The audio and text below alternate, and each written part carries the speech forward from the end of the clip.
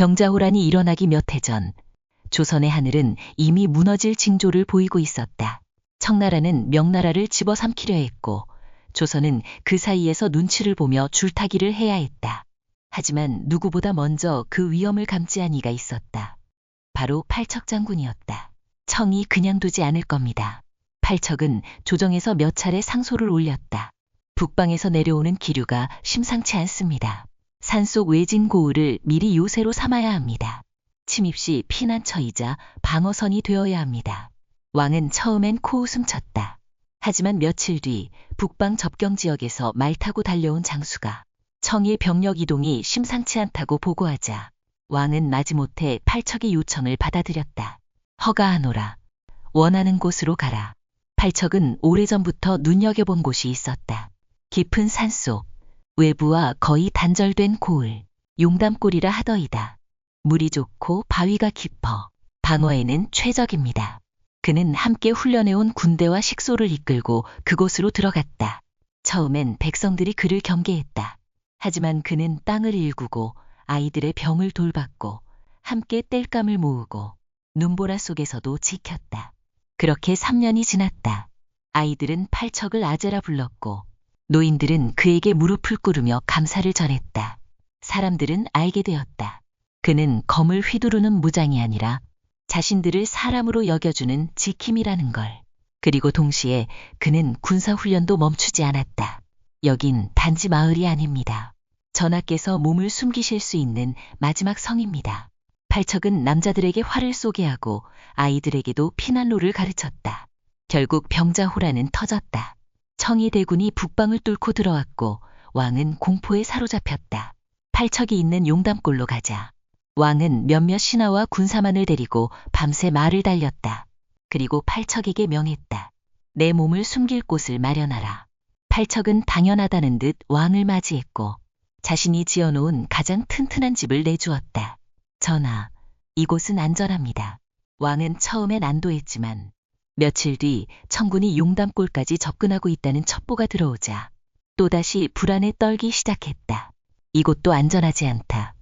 다른 곳으로 군사들과 함께 이동하겠다. 팔척은 막아서며 말했다. 그러시면 백성들을 지킬 수 있도록 군사의 반만 남겨주십시오. 그리고 더 깊이 쳐들어오지 못하도록 이곳에서 적을 막아내겠습니다. 왕은 흔들리는 눈빛으로 답했다. 그래, 그러면 군사의 반을 남기겠다. 적이 더 깊이 들어오지 못하도록 막아라. 그리고 팔척은 그 말을 믿었다. 그러나 그날 밤 왕은 몰래 떠났다. 단 한 명의 병사도 남기지 않았다. 팔척이 일어났을 땐 말발굽 자국만이 남아 있었다. 이게 어찌된 일이냐. 곁에 있던 부하가 조심스럽게 말했다. 왕께서 모두 데려가라 하셨습니다.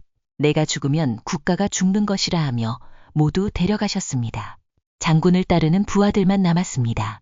팔척은 말없이 하늘을 올려다봤다. 그 하늘은 그날따라 눈조차 내리지 않았다. 그리고 말발굽 소리가 들려왔다. 청나라 군대였다. 그날 밤 팔척은 병영 안에 갇혀 있었다. 몸은 스스로를 배반한 듯 움직이지 않았고 공기의 흐름마저 낯설게 느껴졌다. 그는 그때야 알았다. 왕은 자신을 믿지 않았다는 것을. 며칠 전 왕은 병영회의실 한켠에서 조용히 물었다. 이곳 백성들은 너를 아주 따르는구나. 팔척은 미소 지으며 고개를 숙였다. 예, 전하의 이름 아래 저를 믿고 함께하였습니다. 왕은 그 말에 다시 물었다. 나를 믿는 것이 아니라 너를 믿는 것이지. 팔척은 그 말에 대답하지 못했다. 왕은 그 침묵을 오래도록 기억했다. 전란이 길어지고 도성은 불안에 잠겼다. 조정엔 속삭임이 돌았다. 팔척은 용담골의 실질적 지배자입니다. 그는 군을 훈련시키며 독자적인 세력을 갖추고 있습니다. 전하를 위한 피난처를 자신이 통제하고 있습니다. 왕은 그 말들을 부정하지 않았다. 그는 이미 오래전부터 팔척을 두려워하고 있었다. 백성은 팔척을 따랐다. 병사들은 팔척을 따랐다. 왕조차도 팔척을 신뢰했다. 그러나 그 신뢰는 점차 공포로 변해갔다. 임금보다 백성을 더 지키는 자는 임금보다 더 큰 존재가 된다. 그 말이 왕의 마음을 물들였다. 결국 왕은 결심했다. 팔척은 전란의 혼란 속에 조용히 사라져야 한다고. 청군이 움직인다는 첩보가 있다. 용담골을 비워야 한다. 그리고 팔척은 그 자리에 묶어두어라. 왕은 가장 믿는 술사에게 명했다. 팔척이 머무는 병영 중심에 결계 부적을 숨기고 움직일 수 없는 주술을 걸도록. 왕은 생각했다. 그자는 싸우지 않을 것이다. 움직이지 못하면 불에 타 죽을 뿐이다. 책임은 청에 돌리면 된다. 그렇게 왕은 충신을 조용히 제거하기로 했다. 그리고 그날 밤 팔척은 병영 안에서 움직이지 못한 채 밖에서 학살당하는 사람들의 비명을 들었다. 장군님, 왜 안 오십니까? 그 울부짖음은 마치 비수처럼 가슴을 찔렀다. 팔척은 외쳤다. 그러나 그 외침은 목 안에서 갇혀 타올랐고 불길은 병영 바닥에서 피어올랐다. 그의 눈앞에 아내가 겹쳤다. 아이들이, 부하들이, 그의 선택을 믿고 따랐던 이들이 하나둘씩 쓰러졌다. 전하가 그리하실 줄은.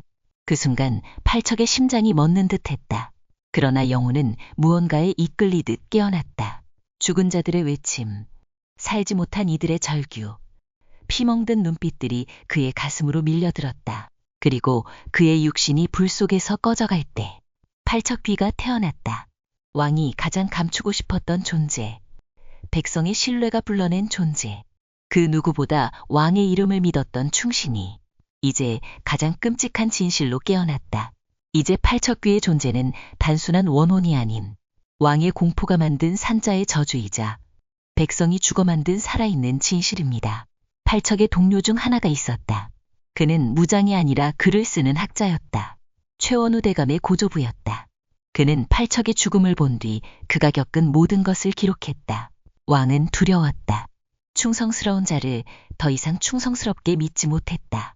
팔척은 백성을 지키고자 했고 그 대가로 모든 것을 잃었다. 그 기록은 광암문집이라 불렸다.